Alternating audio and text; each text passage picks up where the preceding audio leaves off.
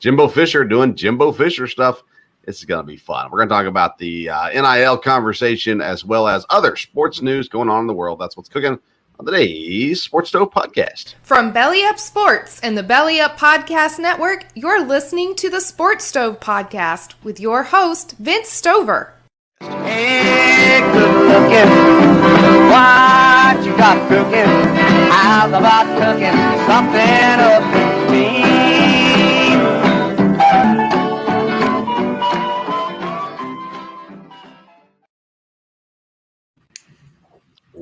Welcome in to an all-new Sports Stove podcast presented by InTheClutch.com. Licensed apparel for Major League Baseball, NBA, and other sports as well. Go to InTheClutch.com. Use the code SPORTSSTOVE, and you're going to get 10% off your purchase. So, again, that's InTheClutch.com. Use the code SPORTSSTOVE for 10% off your purchase. Welcome into a Friday episode being recorded on a Thursday night with my dad, Dale Stover. Dad, how you doing? Doing good. Boy, we got some fun things to talk about tonight. So when old people act like children, we have content for days. So it's been a fun day to kind of sit around and listen and pay attention and watch and see exactly what happens. We've seen Saban actually begin to backpedal a little bit. He said, I had never said anybody did anything illegal and all this kind of nonsense. But nonetheless, it was a fun day. We're going to get to the Saban stuff here in just a second. But it's interesting, Dad. We're kind of winding down to the end of the college season. Most people have their graduations already.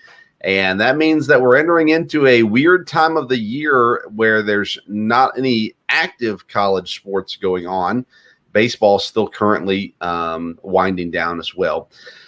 But then you get into the trying to raise money, you get into the banquets and the different things. And when that happens, coaches sit in front of people who are on their side, and they tend to say things to try to get those people excited about something. Nick Saban, along with others, sat in a room full of Alabama businessmen, assumingly for the purpose of raising funds or continuing to bring in more funds.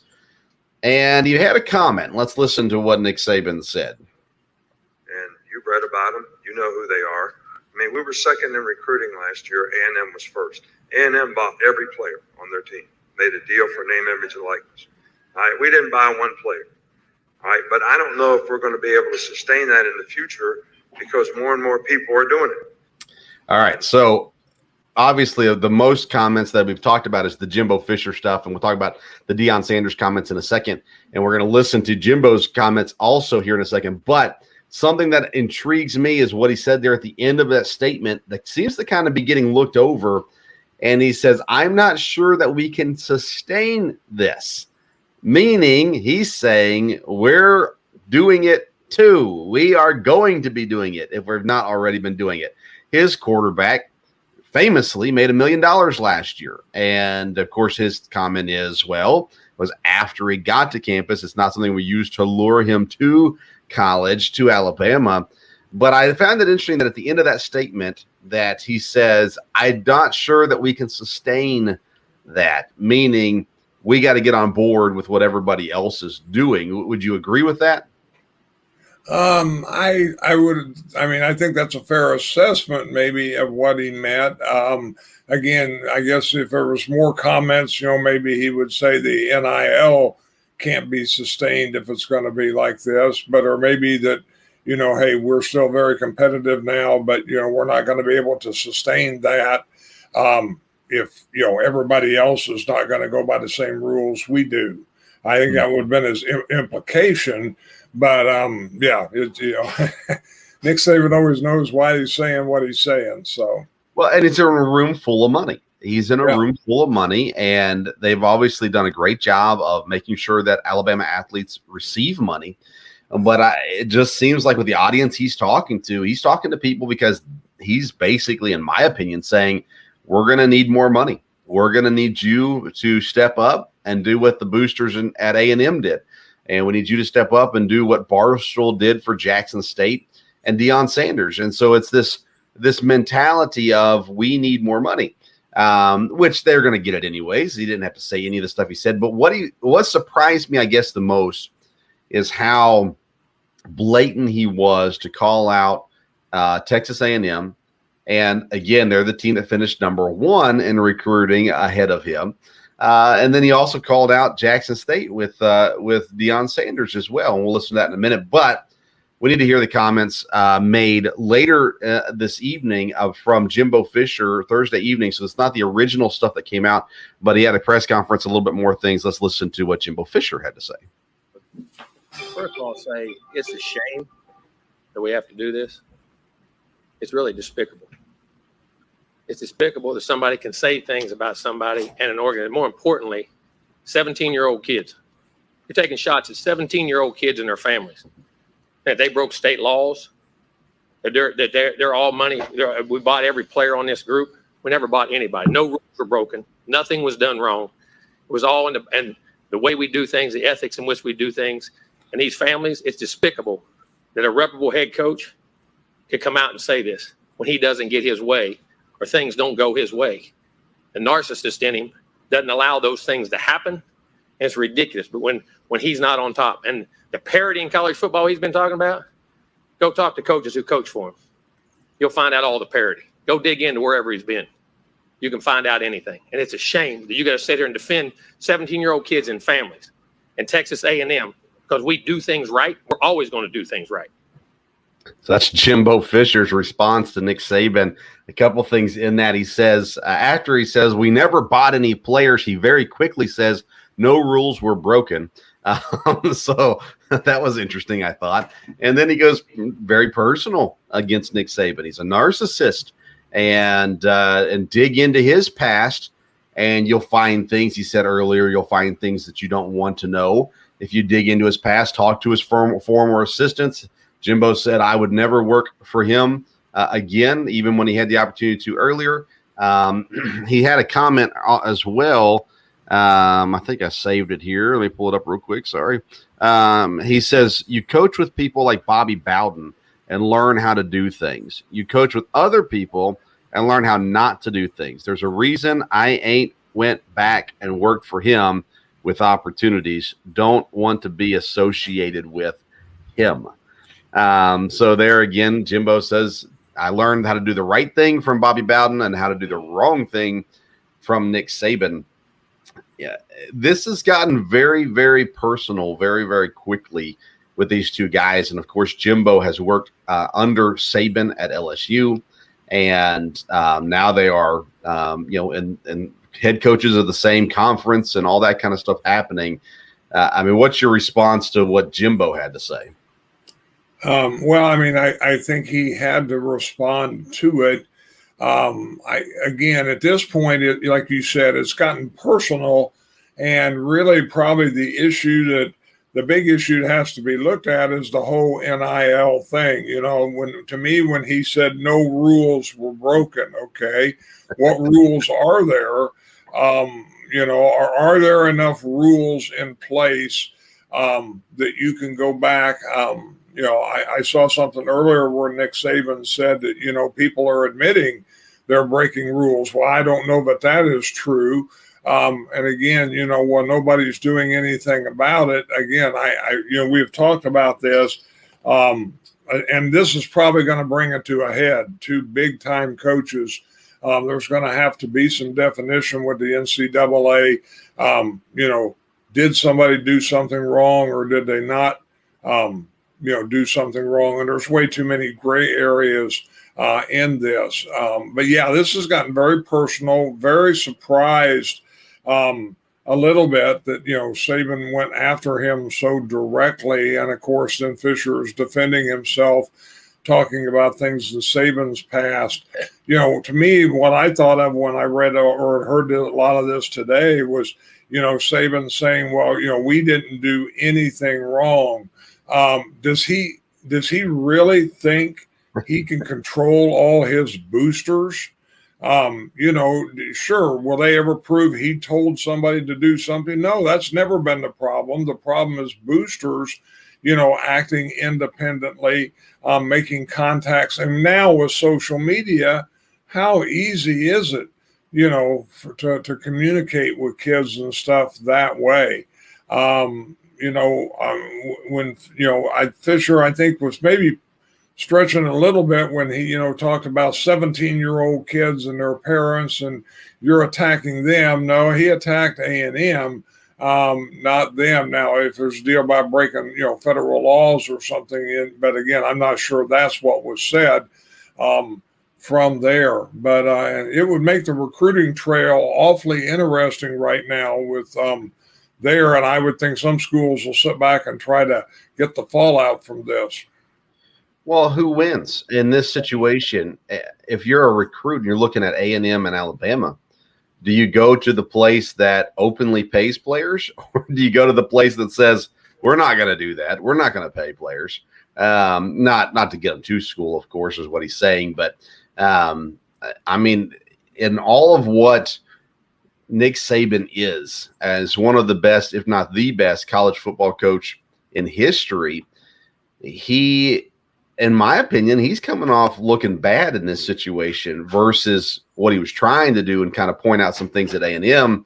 I don't know. You look at a lot of college kids and you hear, well, A&M, they did get their guys a lot of money. And whether they did it then, as far as we know, they did it all under the stipulations of the rules, then, why would I go to a place that hides the money when I can go to a place that flaunts the money?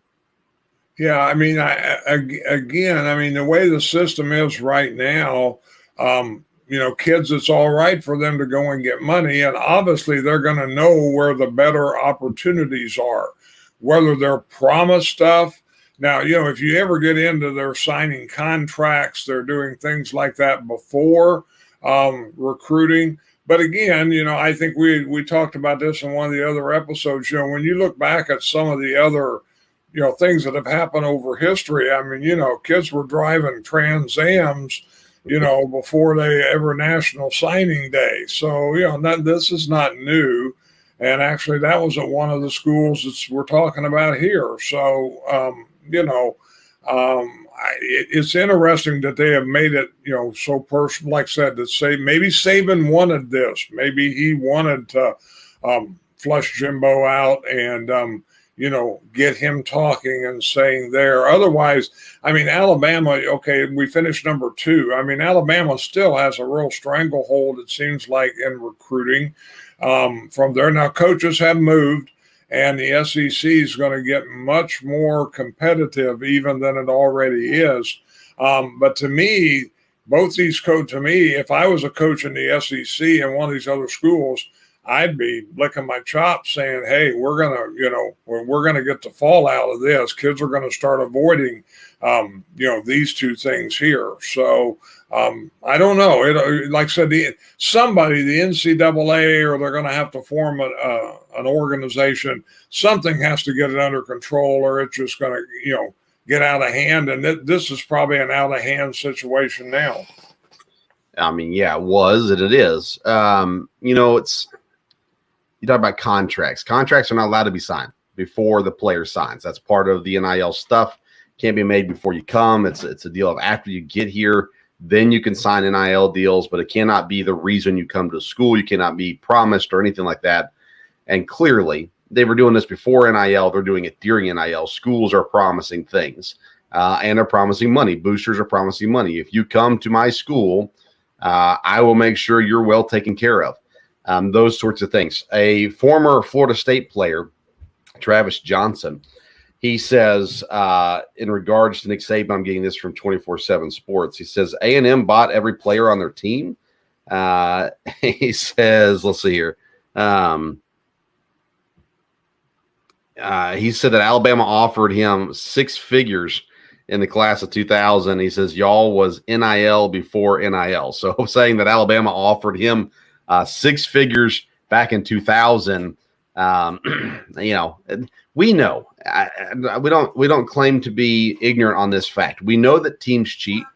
We know that schools pay players. It's happened all along. I live in Lexington, Kentucky, And when we hired John Calipari at the University of Kentucky, everybody that was against Kentucky said, oh, well, he's a cheater and just wait, you're going to give up all your wins at some point. And I said, yeah, and it's going to be worth it. Every single bit of it. Whatever Cal does to get players in, if he wins championships, whether eventually they get taken away or not, it's going to be worth it. We're going to be happy with it because they're winning games and it's exciting and those kinds of things. Now, Cal's only won one championship and he has not lived up to the hype. But that being said, I don't think Alabama fans care if Nick Saban's cheating. I don't think A&M fans care if Jimbo Fisher or the boosters are offering money before players get there. All they care about is, do we win? And now you got a huge game coming up this fall at Alabama with A&M in town. It's going to be an absolute chaos.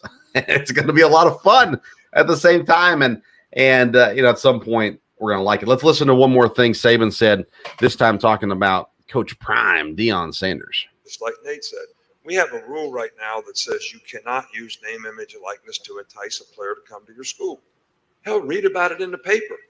I mean, Jackson State paid a guy $1 million last year that was a really good Division I player to come to school. It was in the paper, and they bragged about it. Nobody did anything about it. There you go. There's the phrase, right? Nobody did anything about it.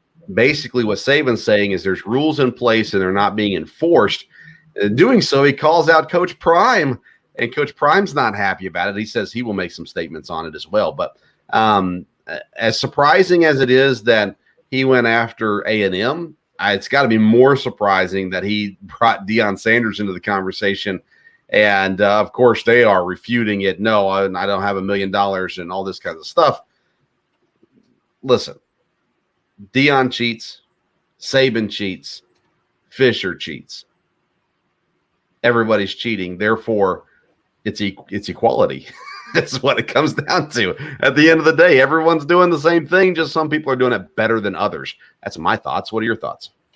Well, and again, I may not keep up with all the details well enough, but when he was talking about, Deion Sanders said, well, it was in the paper, they were bragging about it. I don't remember when it happened hearing about bragging about, well, we paid him money. They bragged about the fact they got somebody from, a Division I school to go to their school. And again, why would Saban worry about, one guy unless he's worried about, most little schools are not going to be able to do that. And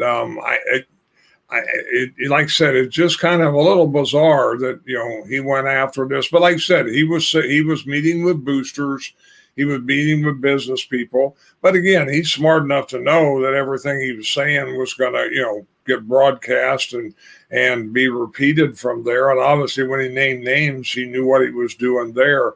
And so I'm a little puzzled about what, why this took on the shape that it did. But yeah, everybody, everybody has the recruiting.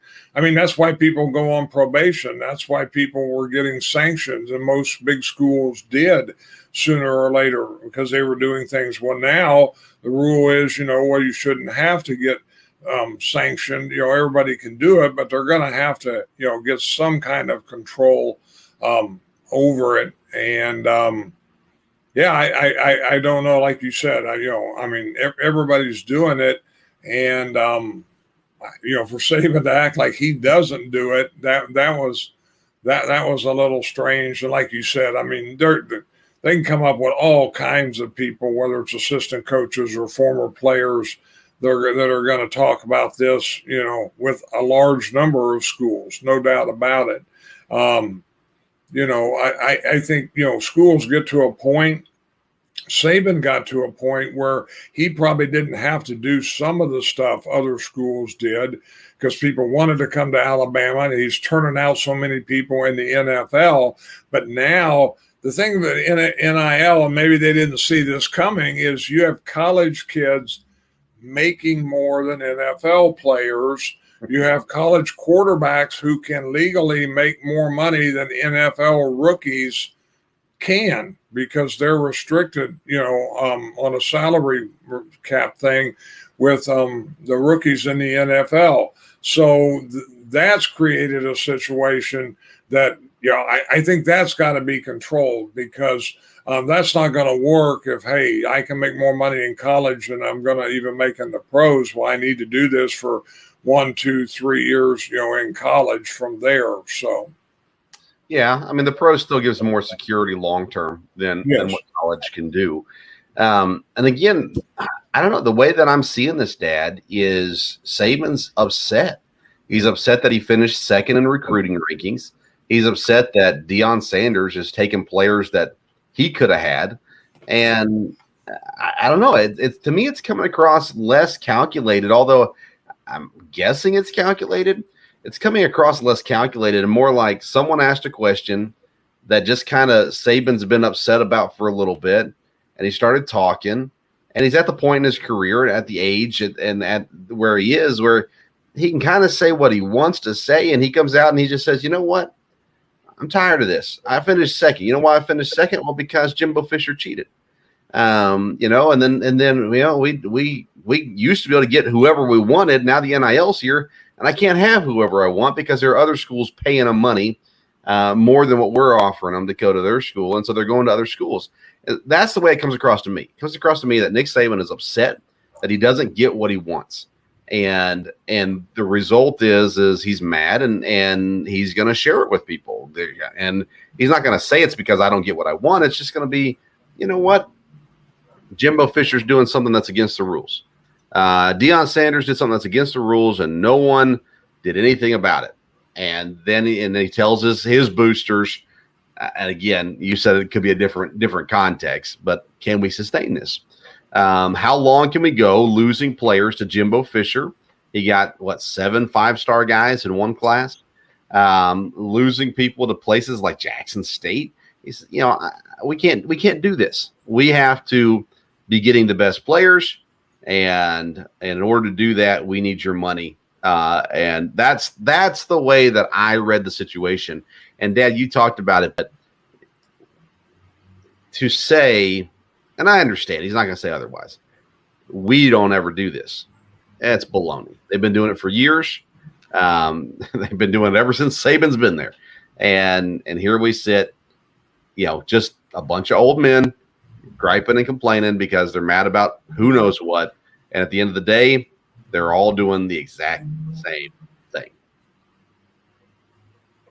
Any more? No, I like I said, I agree with you there, and it'll be interesting to see. I think there'll be some fallout from this because you have such high profile people involved. But you're right. Saban apparently is worried that the talent pool. And it's interesting that these two, that he went after him. Of course, we haven't heard any complaints necessarily. Of course, these were the top 2 recruitings, but there were still some other teams in the conference that did very, very well. The SEC is going to be an interesting animal for the next couple of years once you bring in Oklahoma and Texas and, everything moving there with the coaches they have. And, of course, what's got lost now is one of the comments, a month or so ago, it was our buddy Lane Kiffin, that talked about the luxury tax that was going to get hit on A&M or whatever. So, and I'm sure we'll hear from him in the near future. And what's surprising to me is, what didn't get brought up? USC. USC has landed all kinds of people since hiring Lincoln Riley. And I mean, you can't tell me that's above board. And with some of the guys they landed, some of it was simple as they were going to go to Oklahoma and now they're going to USC. Others of them were guys that have transferred and they're going now to USC. You can't tell me there's not money involved with that either. But USC is not in the SEC. USC has not been a threat in any way, shape, or form to Alabama, with maybe the exception, I guess, of recruiting. But I think the time is coming where it's only going to get uglier. And we've said this from the get-go with the NIL, and it has been my biggest concern. I'm all for the student athletes getting money, but there is no way, 2 things. There's no way to make it fair for everybody. And then there's also no way to hold people accountable. There is no way to enforce the rules, the few rules that there are in the NIL. And it's just going to get uglier and uglier and uglier till eventually something breaks, probably the NCAA. And then you get down to those, leagues of, Dabo Sweeney that said we need 50 teams and form our own league, and everybody else can still be in the NCAA and those kinds of things. We're coming very quickly to that end, because the NCAA has lost all control of everything going on in college football, and they don't do anything to help themselves either. They still haven't voted through the expanded playoffs. So, I mean, they're not doing anything to help themselves. And the NCAA is just, they're hurting for sure when it all comes down to it. Other college football news, Dad, is the announcement was made that now conferences, there's new championship rules for the conferences. They no longer have to have divisions. They can kind of just put whatever 2 teams they want to in their championship game. And that's going to get ugly too, isn't it? Yes, it is. Again, if there's no standard, if each conference can decide on their own, because I think one conference, I'm sure we'll talk about here in a little bit, has already moved on this, and they have a deal with what percentages or win percentage in the conference games, but it doesn't mean everybody would do that. Again, if the NCAA doesn't make some kind of uniformity, but again, that's hard to do because the size of the conferences is changing, the numbers of teams in there are changing, and this will make it very, very interesting for some of the big, because now when the conference gets so big, everybody can't play everybody. So Right. now scheduling is going to get to be definitely more of an issue. The conference schedule, maybe not as much as the total overall schedule, as far as being able to win your conference championship game. Again, I'm sure you'd like to think the NCAA thought about this, but when you get bigger conferences, I've said that from the beginning. There's going to be, they're going to have to organize this, especially the SEC, but others too. How are they going to, how's this going to be scheduled? How are they going to play? And there could be a real disparity, if we've got to play 4 good teams and this team only plays 2 of the better teams. So it was kind of that way with the divisions in some ways. I never liked the fact that a weak division team could, be in the conference championship. But now that the bigger conferences are going to make that more complicated. And like I said, I think we're headed to, was a super conference, something different than just these individual conferences, because again, there's just going to be problems every year. Yeah, Pac-12 is the conference you mentioned. It's already gone away, scrapped all their division stuff, and going to reset kind of how they do it, trying to help themselves out, getting into the college, playoffs and all that kind of stuff. I don't know. To me, it feels like there's not progress being made. It's going the other direction, whatever is technically the opposite of progress. It's regress, I guess. I don't know. But I don't like it, man. College sports are so fun, have been. I've gotten really involved down here at Eastern Kentucky and going to football games and basketball games, and it's still small and enjoyable and whatever, but everything else has just gotten, I don't know, out of control. It's changing so much. It's taking away the innocence, even though there was never innocence in college sports. Go back to SMU, go back to other things as well. There's never innocence, but it takes away the innocence of college football and just makes it more like a professional sport. And we've already got professional football. We don't need another professional league. We just need college football for what it is, the atmosphere, the energy, the rivalries, all that kind of stuff. And now it's going to get down to where teams are manipulating their way into things because the conference is doing their part so that they get money. It all comes back to money at the end of the day for college football. Yeah, it does. Again, the NIL, started out with saying, well, hey, these kids ought to be able to make some money while they're in college. But like I said before, college sports was about, kids, getting scholarships. Not every athlete obviously graduated, but there's people that have gone back and graduated after. And the deal is it'd be important to get a college degree. You know, you're a freshman in college and you're making the money some of these guys do. It's easy to say, why do I need a degree? Now, you know, they may someday, but I think that's really diluting the whole idea of a scholarship is beneficial or a scholarship is a big deal. The big deal now is how much, you know, money you can make with NIL. Yeah, I mean, I don't think the education aspect of college sports has been the focal point for several years now. But there was still that, I don't know, school pride, I guess. There's less and less school pride. It's all about individuals. And, you know, it's causing problems in the locker rooms. Wait a second, this kid made how much money? I've been starting here for 3 years. This freshman made how much money? You know, those kinds of things. It's going to cause issues in the locker rooms, more things for the coaches to have to deal with and manage. And again, it just takes away from what once was, hey, I get to play for this school. And now it just doesn't seem to be the same as it once was.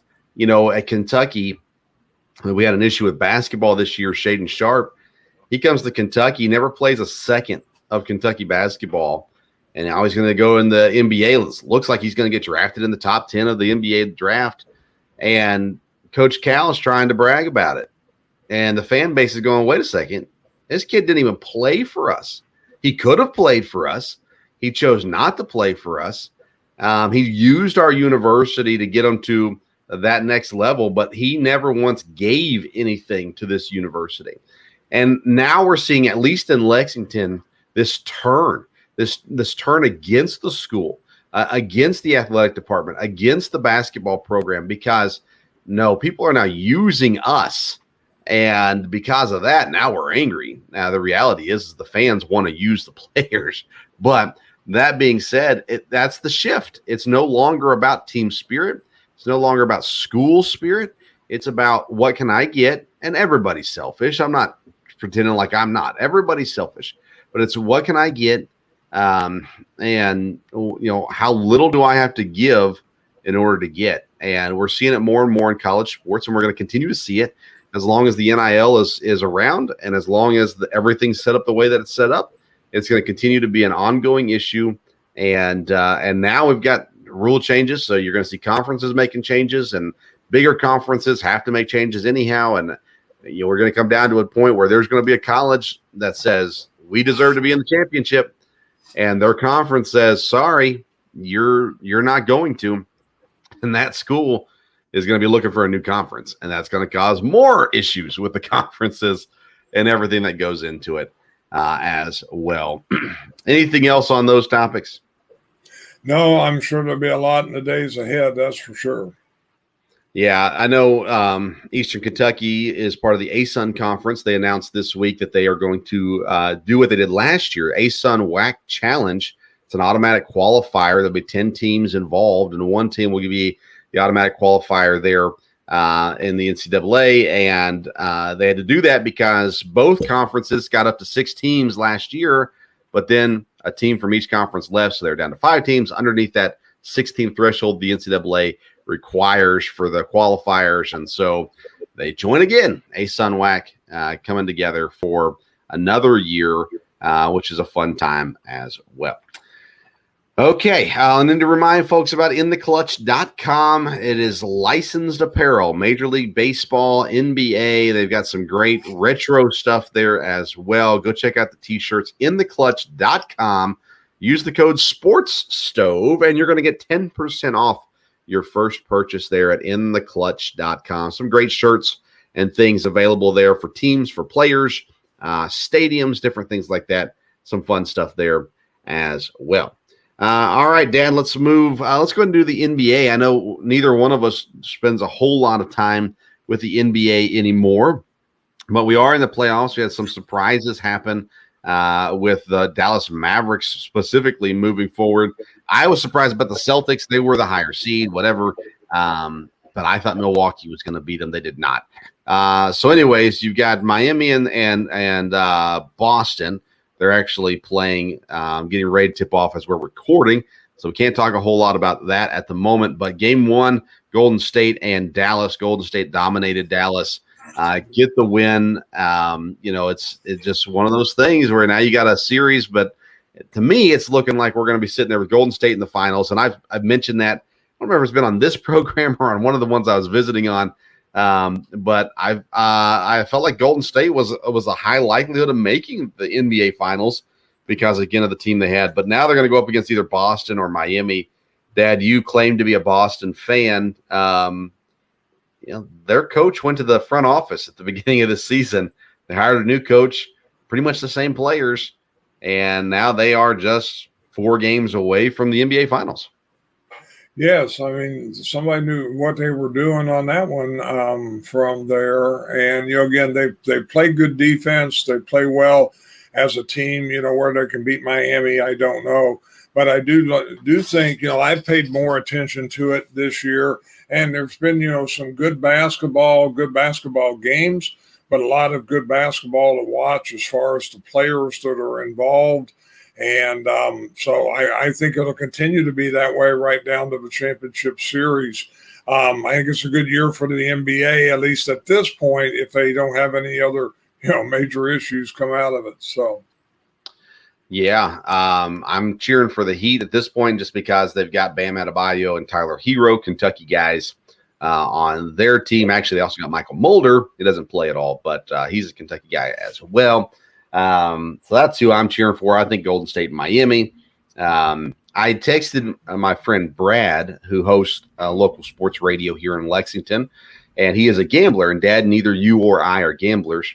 So I texted Brad and I said, Brad, Miami and 6 is at plus 750. So I said, go ahead and put $1,000 of your money on it. And if we win, then I'll give you 30% of the winnings. And he said my math was off on that. So I'm not sure what he meant by that. But nonetheless, Miami-Boston should be a great series. Miami won game 1. But I will say Miami in 6 and Golden State might sweep them, Dad. We'll give them 1. I'll say Golden State in 5. But I don't know. I think the Warriors, unless they just have a down game, and as much as I like Luka, I don't think Dallas has a shot against Golden State. Well, no, I think, it looks like Golden State will definitely win. But again, when you look at the last series for Dallas, it wouldn't surprise me if they could win 2 games.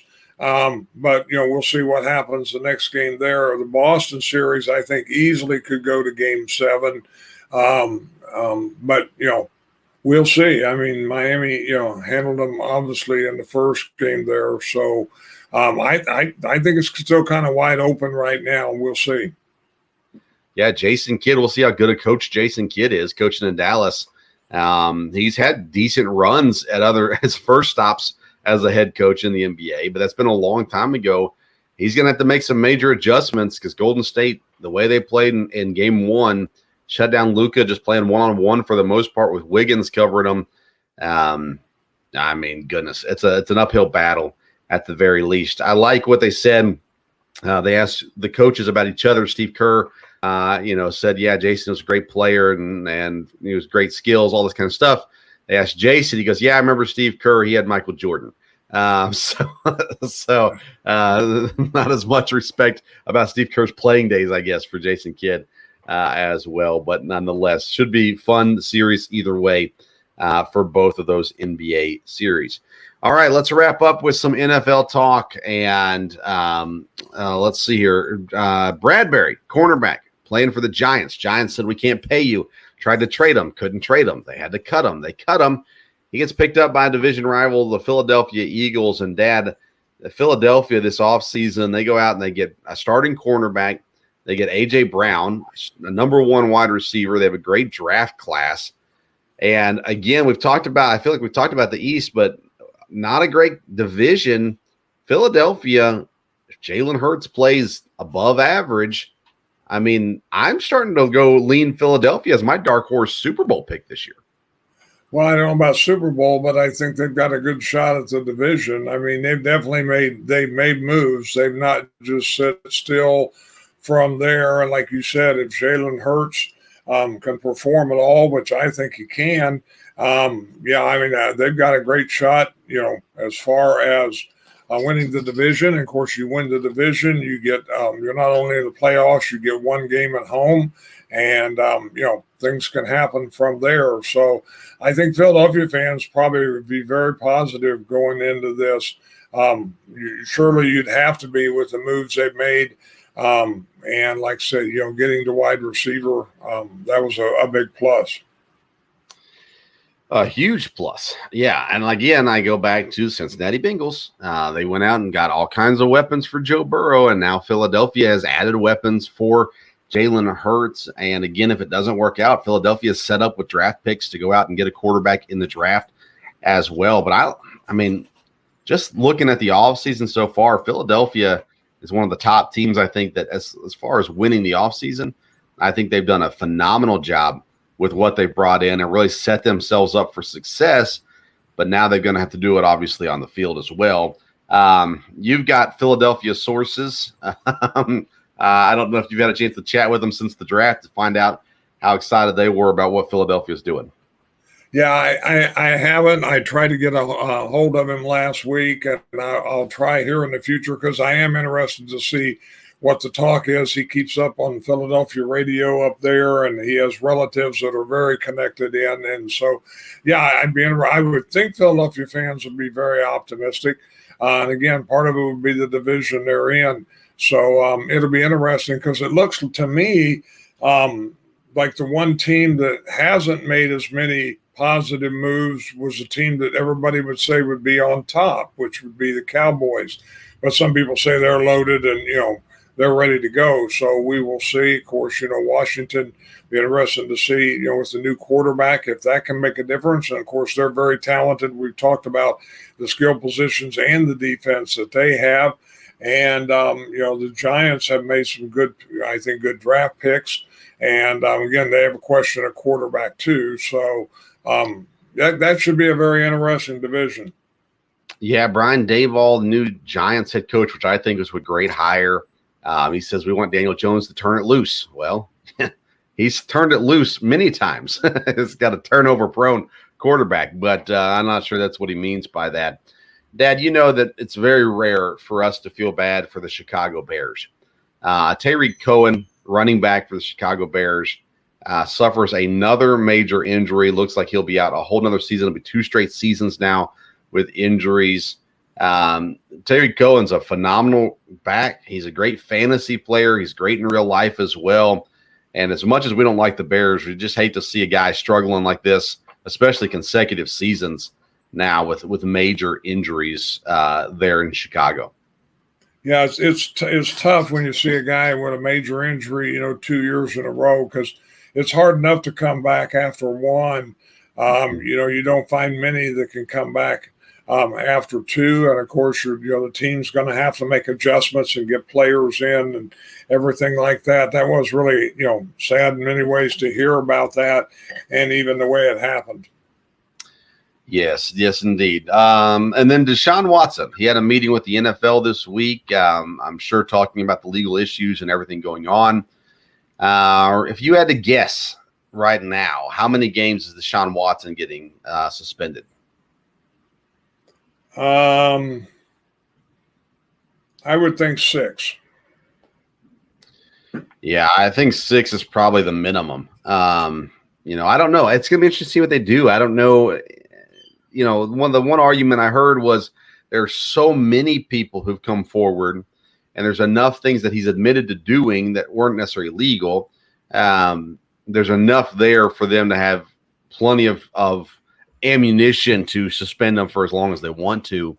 I think it could be 10 games that gets appealed down to 6, or 8 games that gets appealed down to 4. But I think 6 is the minimum that he gets suspended.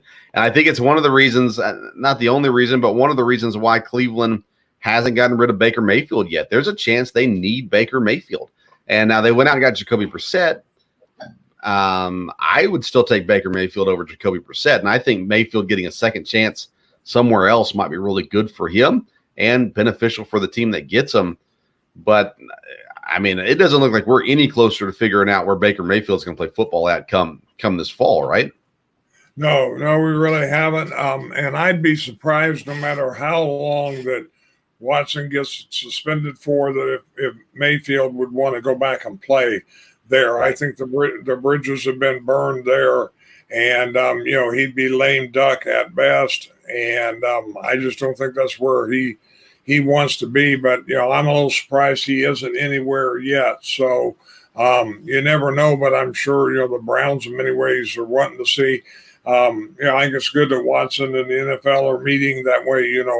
They can get some direction on what's going to happen there. So. Yep, I agree with you on that one. All right, that's all I got. You got anything else that you want to talk about before we close up?